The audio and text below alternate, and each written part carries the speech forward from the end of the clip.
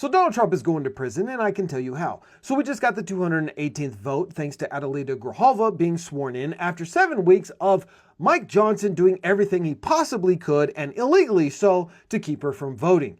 And now that that has happened, the next step is that the House floor in the House of Representatives will be forced to vote on releasing the Epstein files. Now that doesn't mean that it's going to happen because they still have a majority vote in Congress, especially in the House, but also then it'll have to go to the Senate in order to get the Senate to sign off on it as well. But it will be a public vote, which will be able to shame anybody who votes no to keep these things a secret. So my guess is that most Republicans, as well as Democrats, are going to choose to vote in favor of releasing the Epstein files, as long as their names aren't on it, because they're not going to sell themselves out all the way down the hill for Donald Trump. Most of them can't even stand the dude.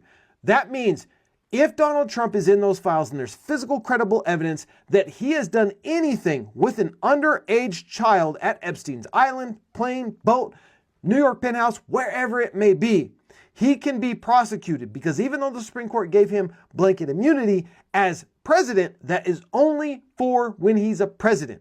This allegation is before he became president. And therefore, his state of residence and city of residence can press prosecution charges against him for crimes committed on Epstein's island. And that was New York, which means the new mayor of New York City will have direct influence on the AG of New York City to press charges against Donald Trump, and there ain't a dang thing he can do to stop it.